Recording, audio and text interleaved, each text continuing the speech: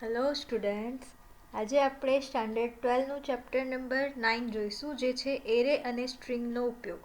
જેમાં આપણે આગલા વિડીયોમાં 1D એરેનો ઓબ્જેક્ટ કઈ રીતે ક્રિએટ કરાય છે અને તેને કઈ રીતે પ્રિન્ટ કરી શકાય છે તે જોયું હતું. હવે આજે આપણે 2D એરે એટલે કે મલ્ટી ડાયમેન્શનલ એરેનો યુઝ કરીશું, એટલે એની અંદર કેવી રીતે ઓબ્જેક્ટ ક્રિએટ કરી શકો અને કેવી રીતે તમે આઉટપુટની અંદર પ્રિન્ટ કરી શકો તે જોઈશું. અને ત્યારબાદ આપણે સ્ટ્રિંગનો ઓબ્જેક્ટ કઈ રીતે બનાવાય તે જોઈશું. તો સૌથી પહેલાં તો મલ્ટી ડાયમેન્શનલ એરે એટલે કે દ્વિપરિમાણીય એરે, તેને તમે 2D એરે તરીકે ઓળખી શકો છો. અને તેની અંદર હાર અને સ્તંભ સ્વરૂપે કોષ્ટકીય માહિતીનો સંગ્રહ કરવા માટે વપરાય છે. એટલે ખાસ યાદ રાખજો, 2D એરે તમે મેટ્રિક્સના ફોર્મમાં કોઈક ડેટાને સ્ટોર કરવા માંગતા હોય, કોષ્ટકના ફોર્મમાં ડેટાને સ્ટોર કરવા માંગતા હોય ત્યારે વાપરી શકો છો. વિચારો કે તમારે કોઈ 5 વિદ્યાર્થીઓના 3 કસોટીના ગુણ દર્શાવવા છે, તો એના માટે સૌથી પહેલાં તો તમને 5 રોની જરૂર પડશે અને એના ગુણ દર્શાવવા માટે તમને 3 કોલમની જરૂરત પડશે.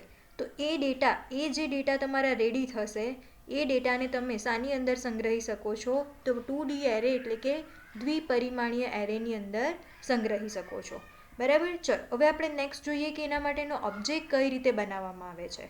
તો 2D એરે ઘોષિત કરવા માટે એની સિન્ટેક્સ શું છે? તો સૌથી પહેલાં તો એરેનું નામ અને ત્યારબાદ મોટા કૌંસની 2 જોડી, જે રીતે આપણે આગળ જોયું હતું 1D એરે, તેને પણ આપણે ડિક્લેર કરવા માટે શું કરતા હતા?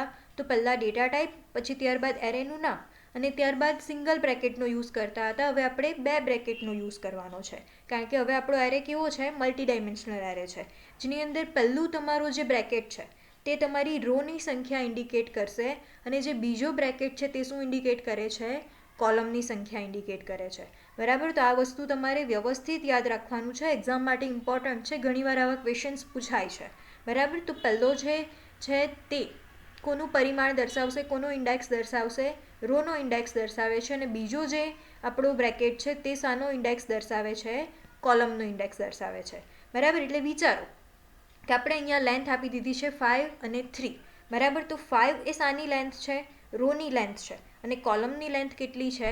3 છે. એટલે કે 5 રો અને 3 કોલમવાળો જો તમારે એરે બનાવવો હોય તેના માટે તમે 5 અને 3નો યુઝ કરી શકો છો.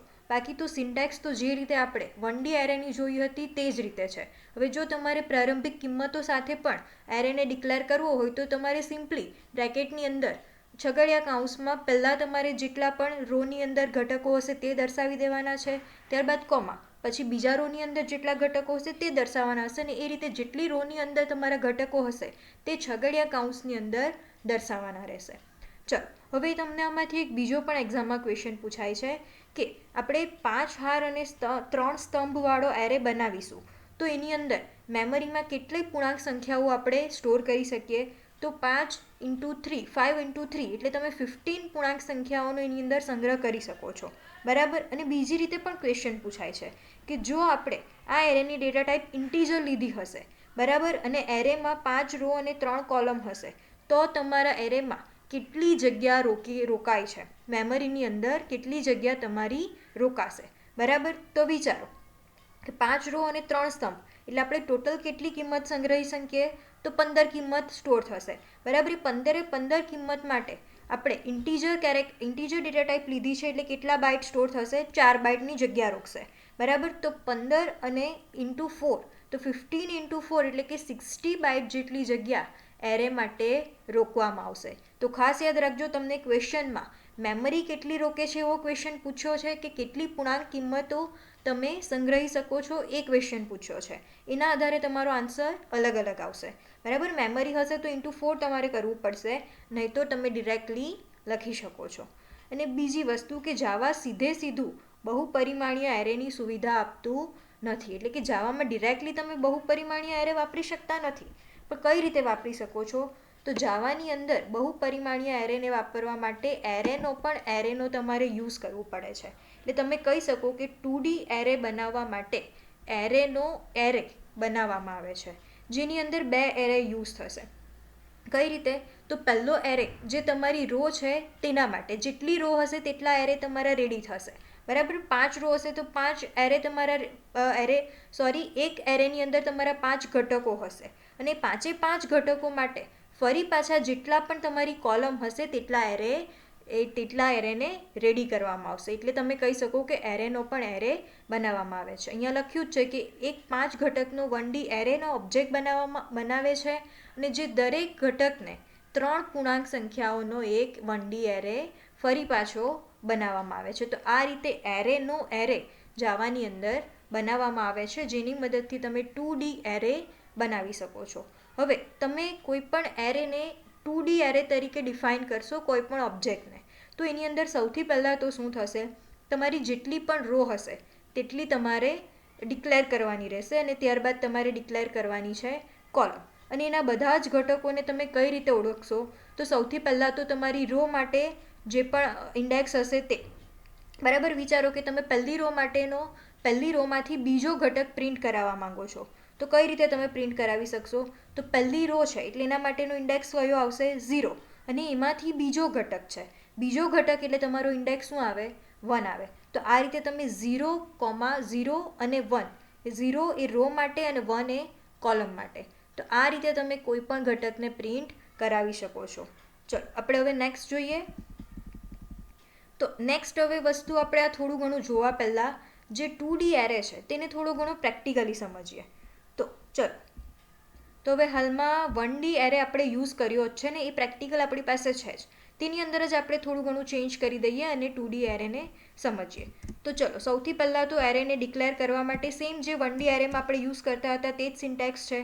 તમારે શું કરી દેવાનું છે, સિમ્પલી બ્રેકેટ 2 કરી દેવાના છે, બરાબર. અને એ જ રીતે તમારે અહીંયા પણ 2 બ્રેકેટનો યુઝ કરવો પડશે અને જે કોલમની સાઇઝ હશે તે ડિક્લેર કરવાની રહેશે, બરાબર. હવે આ 2 લાઇન તમારે ના લખવી હોય તો એના બદલે તમારે શું કરવાનું છે, એક જ લાઇનમાં પણ તમે આ વસ્તુ કરી શકો છો.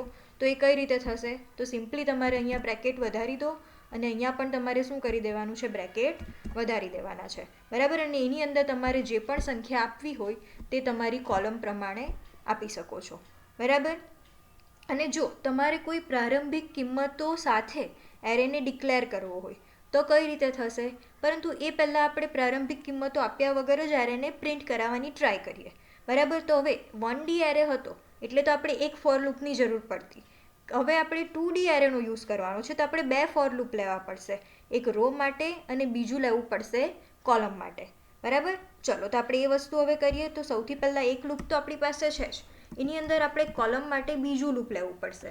તો કોલમ માટે આપણે લૂપ લઈ લઈએ, ઇન્ટીજર જે લઈ લઉં છું =0. ત્યારબાદ જેને આપણે ક્યાં સુધી ફેરવવાનું છે, તો જેટલી કોલમ હશે તેટલો સુધી, તો આપણે 3 સુધી ફેરવવું પડશે.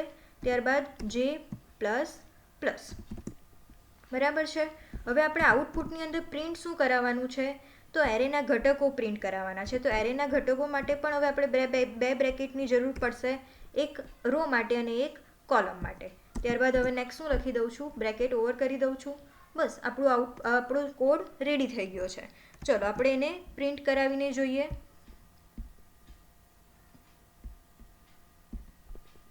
ઓકે, જો આપણે એરે પ્રિન્ટ તો થાય છે પણ વ્યવસ્થિત ફોર્મમાં પ્રિન્ટ થતો નથી, બરાબર. તો એના માટે સૌથી પહેલાં તો આપણે વ્યવસ્થિત ફોર્મમાં પ્રિન્ટ કરાવવા માટે અહીંયાથી પ્રિન્ટ એલએનમાંથી ખાલી એલએન કાઢી નાખવાનું છે.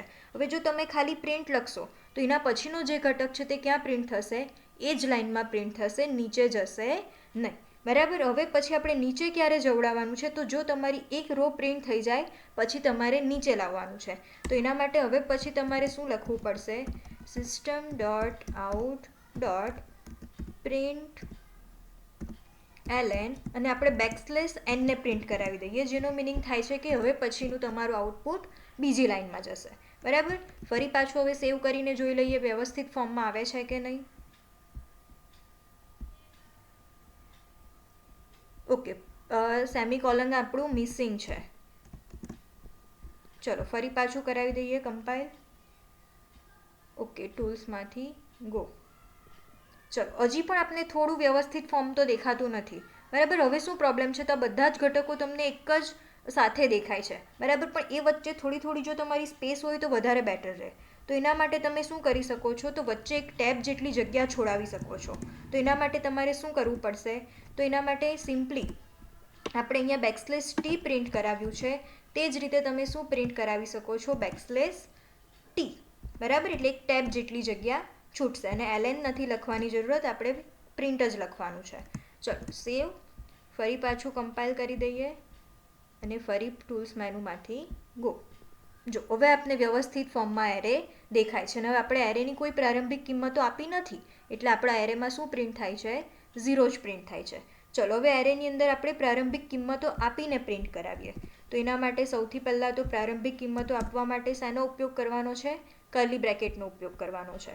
ચલો તો હવે આપણી એક તો ઘટક છે જ, હવે બીજા ઘટકો આપણે લઈ લઈએ. તો હવે આપણો એરે એની અંદર હું બીજા ઘટકો લઈ લઉં છું, 1, 2, 3, 4, 5, બરાબર. એ જ રીતે હજી એક હું ઘટક લઈ લઈશ, તો એના માટે પણ આપણે કર્લી બ્રેકેટ જ યુઝ કરવાનો છે. ચલો હવે આ મેં એરે બનાવી દીધો છે. આની અંદર કેટલી રો છે, તો આપણે જેટલા પણ કર્લી બ્રેકેટ એની અંદર યુઝ કર્યા હશે તેટલી આપણી રો થશે. તો આપણી રો હાલમાં છે 3 અને એની અંદર કેટલી કોલમ છે, તો એની અંદર કોલમ 5 છે. તો આપણે અહીંયા ચેન્જ કરી દેવું પડશે, 3 રો છે અને 5 કોલમ છે, બરાબર. ચલો હવે આપણે ડિરેક્ટલી આઉટપુટની અંદર રન કરાવીશું એટલે આપને આઉટપુટની અંદર આ એરે મળી જશે. હવે અહીંયાથી ખાસ યાદ રાખજો, એક્ઝામની અંદર તમને આ રીતે પણ ક્વેશ્ચન પૂછાય છે. આ તમને લખેલું હશે અને પૂછશે કે આની અંદરથી A1 of 0 અને બીજું શું, તો 3. એનો મિનિંગ શું થાય છે કે A1 of અને 0 અને બીજા બ્રેકેટની અંદર 3 એવું કંઈક લખેલું હશે, બરાબર. તો એનો મિનિંગ થશે, જો આ રીતે કંઈક લખેલું હશે 1 અને 3, એના ઉપર કઈ સંખ્યા સ્ટોર થયેલી છે એવું તમને ક્વેશ્ચન એક્ઝામની અંદર પૂછાય છે, બરાબર. તો A1 of 1 એનો મિનિંગ થાય છે તમારી બીજી રો, એટલે તમારે બીજા જે બ્રેકેટ હશે તેની અંદર જોવાનું અને ત્યાર પછી તમારો ત્રીજો ઇન્ડેક્સનો ઘટક, એટલે એમ ઘટક તમારો ચોથો થશે, બરાબર. તો 1, 2, 3, 4 એટલે તમારો જવાબ શું આવશે, 4 આવશે. તો આ રીતે પણ એક્ઝામની અંદર ક્વેશ્ચન પૂછાઈ શકે છે, એટલે તમારે વ્યવસ્થિત રીતે યાદ રાખવું પડશે. ચલો આપણે હવે આને રન કરાવીએ.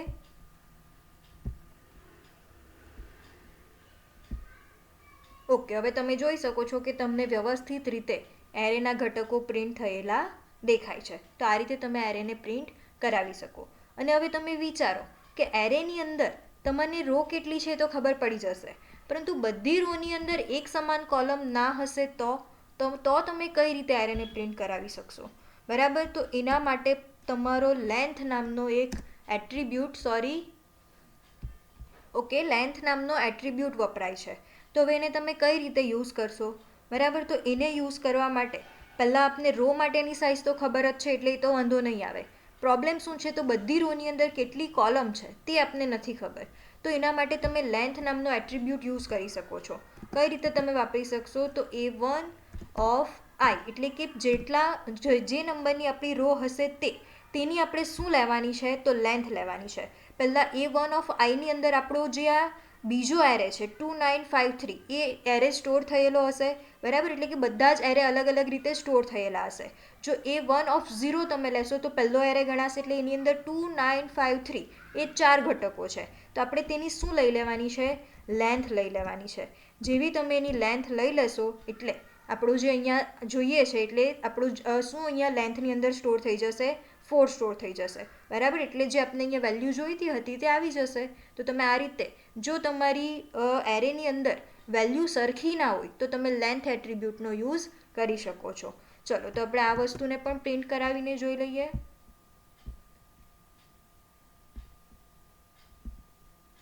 જોઈ લો, હવે આપણા બધા જ ઘટકોની સંખ્યા અલગ અલગ હતી, એરેની લેન્થ અલગ અલગ હતી, તે છતાંય આપને વ્યવસ્થિત રીતે આઉટપુટ મળે જ છે.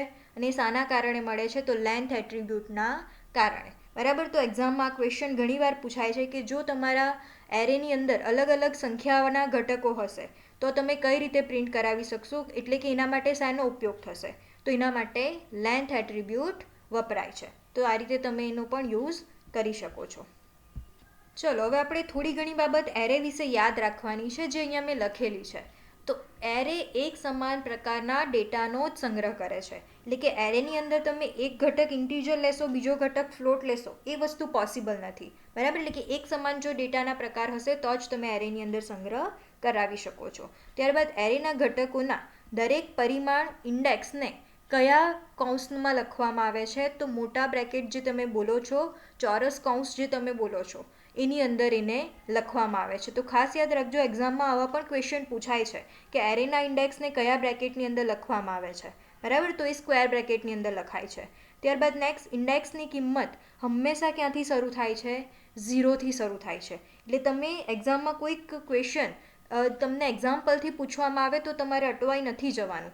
0થી તમારે ગણતરી સ્ટાર્ટ કરવાની છે, તો તમે નહીં અટવાઓ, બરાબર. ત્યારબાદ નેક્સ્ટ છે, પરિમાણનું કદ જાણવા માટે કયો એટ્રીબ્યુટ વપરાય છે? તો લેન્થ એટ્રીબ્યુટનો તમે ઉપયોગ કરી શકો છો, જે હાલમાં આપણે ઉપયોગ કરીને જોયું છે. ત્યારબાદ નેક્સ્ટ, એરેને તેની પ્રારંભિક કિંમતો આપ્યા વિના ઘોષિત કરવાથી એરે ઓબ્જેક્ટ બનતો નથી, બરાબર. એટલે જો તમે એની પ્રારંભિક કિંમતો નહીં આપો તો એરેનો ઓબ્જેક્ટ બનતો નથી. તો હવે આપણા ચેપ્ટરનો પહેલો ટોપિક એરે અહીંયા કમ્પ્લીટ થાય છે. હવે આપણે નેક્સ્ટ જોઈએ સ્ટ્રિંગ. તો સૌથી પહેલાં તો સ્ટ્રિંગ કોને કહેવાય? તો અક્ષરોના સમૂહને શું કહેવાય? સ્ટ્રિંગ કહેવાય. એટલે તમે કહી શકો કે કોઈક શબ્દ તેને સ્ટ્રિંગ કહેવાય. અને અક્ષરોના 1D એરેને શું કહેવાય છે? સ્ટ્રિંગ કહેવાય છે. એટલે કે તમે જો અક્ષરોનો કોઈક એરે બનાવ્યો હશે તો તમે એને કહી શકો છો એ શું કહેવાય? સ્ટ્રિંગ કહેવાય. ત્યારબાદ અક્ષરોની શ્રેણીને ડબલ અવતરણ ચિહ્નની વચ્ચે લખવામાં આવે છે. હવે એ વસ્તુ તો તમે જાણો જ છો કે જાવાની અંદર કેરેક્ટરને લખવા માટે સિંગલ કોટ યુઝ થાય છે અને સ્ટ્રિંગને લખવા માટે ડબલ કોટ વપરાય છે. અને જાવામાં અક્ષરોનો સંગ્રહ કરવા અક્ષર દીઠ કેટલા બાઇટ વપરાય છે? 2 બાઇટ વપરાય છે. આ પણ તમારે યાદ રાખવાનું છે, એક્ઝામમાં કોઈક વાર પૂછાય છે. અને જાવામાં 2 પ્રકારની સ્ટ્રિંગ છે. કઈ કઈ છે? સ્ટ્રિંગ અને સ્ટ્રિંગ બફર.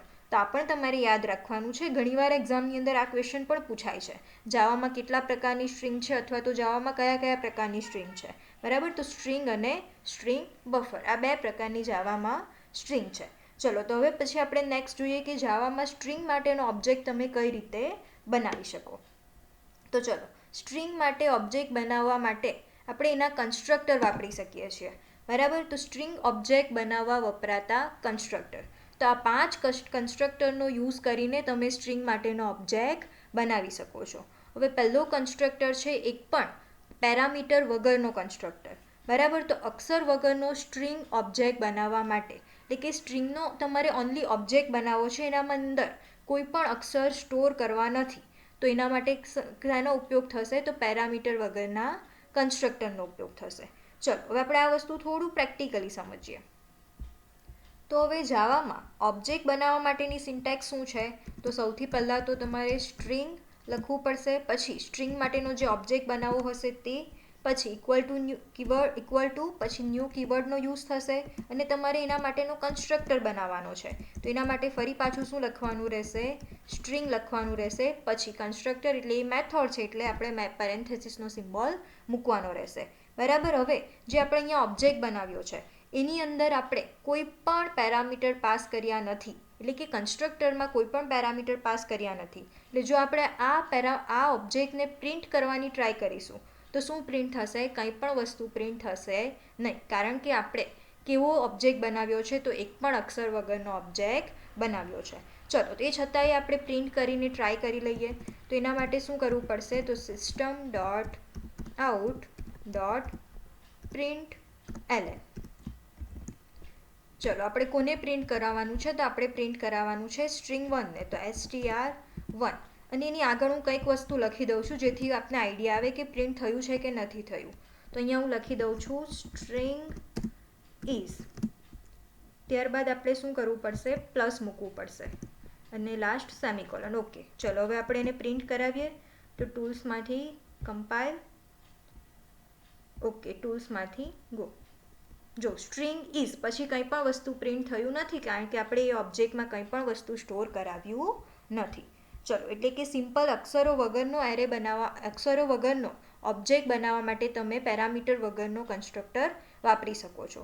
ત્યારબાદ નેક્સ્ટ, હવે આપણે પેરામીટરની અંદર એક કન્સ્ટ્રક્ટરમાં એક પેરામીટરનો યુઝ કરીશું અને તેની અંદર કોનો ઉપયોગ કરી લઈએ? તો એરે નામના ચલનો ઉપયોગ કરી લઈએ. એટલે કે એરે માટે જે આપણે ચલ યુઝ કર્યો હશે તેની જે પ્રારંભિક કિંમતો આપી છે તે કિંમતનો આપણે જો સ્ટ્રિંગનો ઓબ્જેક્ટ બનાવવા માંગતા હોય તો તમે આ બીજા જે નંબરનો ઓબ્જેક્ટ છે, કન્સ્ટ્રક્ટર છે, તેને વાપરી શકો છો. બરાબર. તો એની અંદર આપણે શું કરવાનું છે, તો સિમ્પલી કન્સ્ટ્રક્ટરની અંદર પેરામીટર તરીકે એરે માટેના ચલને પાસ કરવાનો છે. બરાબર. તો જોઈ લો, આપણે પ્રેક્ટિકલી જોઈએ. તો એના માટે નેક્સ્ટ શું કરવાનું છે, તો ફરી પાછું આપણે ઓબ્જેક્ટ તો આ જ રીતે બનાવવાનો છે, ખાલી આપણે કન્સ્ટ્રક્ટરમાં જ વેલ્યુ અલગ કરવાની છે. તો હવે કન્સ્ટ્રક્ટરની અંદર એક વેલ્યુ હું પાસ કરી દઈશ અને એ શું હશે, તો આપણો જે એરે બનાવ્યો છે તેનું નામ હશે. બરાબર. તો હું નામ તરીકે આપી દઉં છું નેમ. બરાબર. હવે આ નેમની અંદર હાલમાં શું સ્ટોર છે, તો જાવા એવું સ્ટોર છે.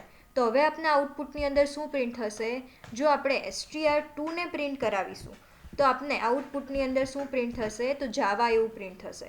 સોરી, આપણે અહીંયા 2 કરવાનું ભૂલી ગયા છે. ચલો કરી દઈએ છીએ અહીંયા પણ 2. હવે આપણે એને પ્રિન્ટ કરાવીએ, જોઈ લઈએ શું આઉટપુટ આવે છે. ઓકે, તો આપણે જાવા એવું મળે છે.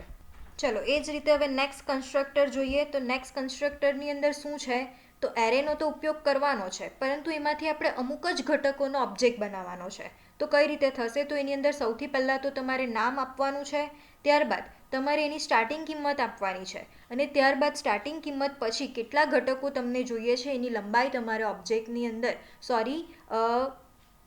કન્સ્ટ્રક્ટરની અંદર પેરામીટર તરીકે પાસ કરવાની છે. એટલે હાલમાં આપણે કેટલા પેરામીટરનો યુઝ કરવાનો છે, 3 પેરામીટરનો યુઝ કરવાનો છે.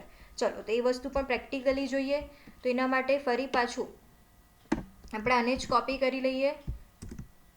ચલો હવે આપણે કેટલા પેરામીટર પાસ કરવા પડશે, તો 3 પેરામીટર. એક તો એનું નેમ, પછી આપણે સ્ટાર્ટ ક્યાંથી કરવું છે, તો મારે 1 ઇન્ડેક્સથી સ્ટાર્ટ કરવું છે, અને એ પછી મને લેન્થ 2 જોઈએ છે. એટલે આપણું આઉટપુટ શું આવશે, તો એ અને વી.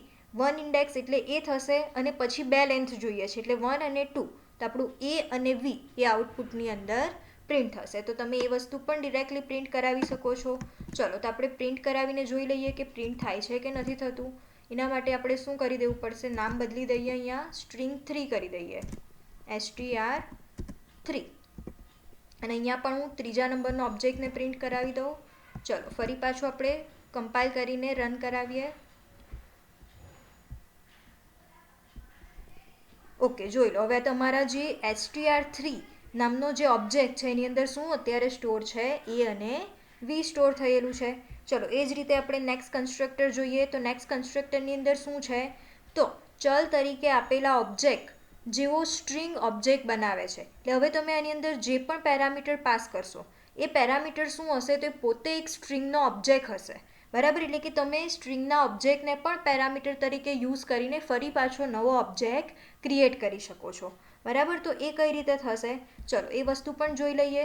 તો એના માટે પણ ફરી પાછું આપણે આ જ વસ્તુ કરવાનું છે.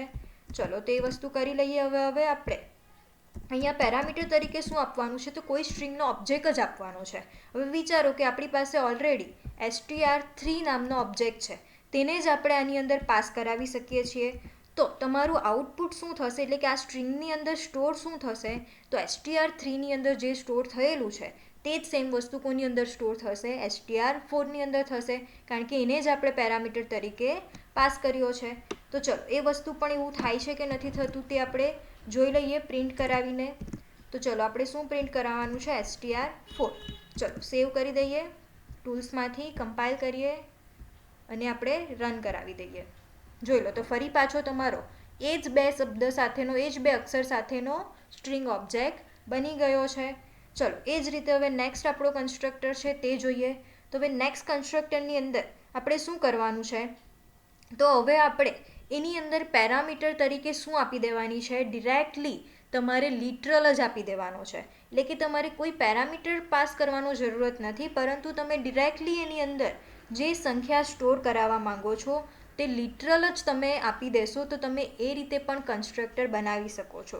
એટલે જ અહીંયા લખ્યું છે કે ચલ તરીકે આપેલા લિટરલને નિર્દેશ કરતો સ્ટ્રિંગ ઓબ્જેક્ટ બનાવે છે. એટલે એનો મિનિંગ શું થશે, તો હવે આપણે શું કરવાનું છે, તો સૌથી પહેલાં તો હું આને જ કોપી કરી દઈશ અને Ctrl+V. હવે આપણે ડિરેક્ટલી અહીંયા જ જે તમારે અક્ષર સ્ટોર કરાવવો હોય તે ડબલ કોટની અંદર આપી દેવાનો છે, તો તે ડિરેક્ટલી એની અંદર સ્ટોર થઈ જશે. બરાબર. તો જાવા એવું મેં એની અંદર સ્ટોર કરાવી દીધું છે. ચલો હવે આપણે str5ને પણ આઉટપુટની અંદર પ્રિન્ટ કરાવીને જોઈએ. તો એના માટે ફરી પાછું આને જ કોપી કરી લઈશ અને પેસ્ટ આપી દઉં છું. ચલો હવે str5 5. હવે ફરી પાછું સેવ કરી દઈએ, ટૂલ્સમાંથી કમ્પાઇલ કરી દઈએ અને નેક્સ્ટ ગો. જોઈ લો, હવે જે આપણે નેક્સ્ટ ઓબ્જેક્ટ બનાવ્યો છે str5, બરાબર, એટલે તમે એની અંદર આઉટપુટમાં જોઈ જ શકો છો જાવા એવું તમને પ્રિન્ટ થયેલું દેખાય છે. એટલે કે જો તમારે એરેનો ઉપયોગ કરવો હોય તો પણ તમે કરી શકો છો, અને તમારે એરેનો ઉપયોગ ના કરવો હોય તો પણ તમે ડિરેક્ટલી કોઈ પણ સ્ટ્રિંગનો ઓબ્જેક્ટ બનાવી શકો છો, બરાબર. એટલે આ રીતે તમે એરેનો ઉપયોગ કરીને અને એરેનો ઉપયોગ ના કરીને પણ એરેનો ઓબ્જેક્ટ તો બનાવી જ શકો છો.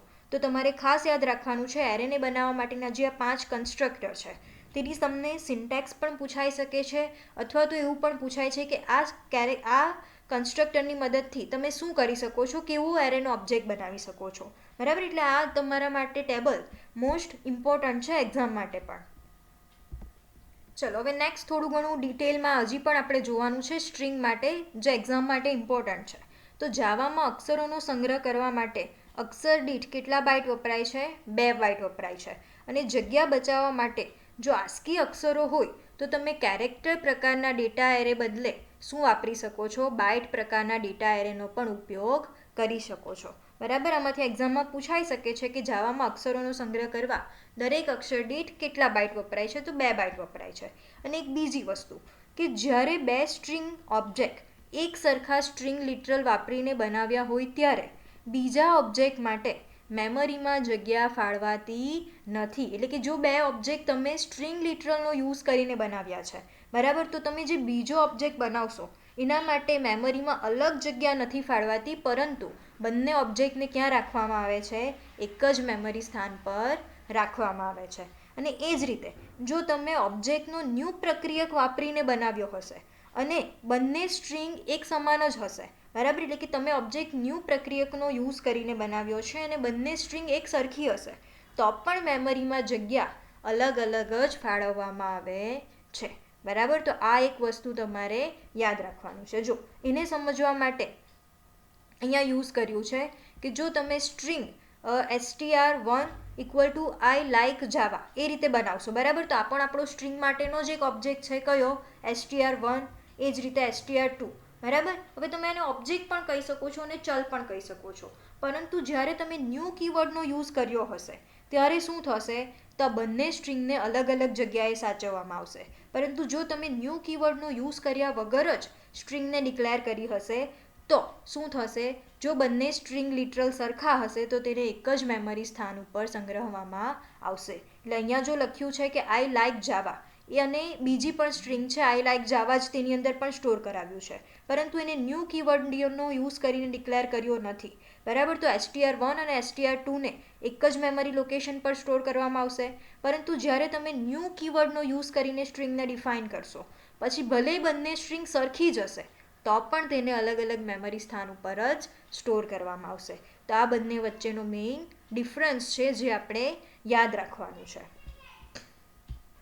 તો હવે પછીનો આ ચેપ્ટરનો જે પાર્ટ છે એ હમણાં જે તમારી એક્ઝામ આવવાની છે બોર્ડની 2021ની, તે એક્ઝામમાંથી ડિલીટ કરવામાં આવ્યો છે, એટલે આ ચેપ્ટર આપણું અહીંયા કમ્પ્લીટ થાય છે.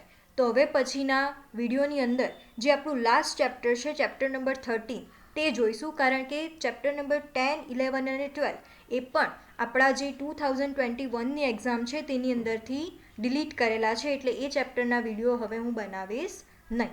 તો ઓકે, આજના પૂરતું આટલું જ. હવે નેક્સ્ટ વિડીયોમાં આપણે ચેપ્ટર નંબર 13 જોઈશું. ત્યાં સુધી ગુડ બાય.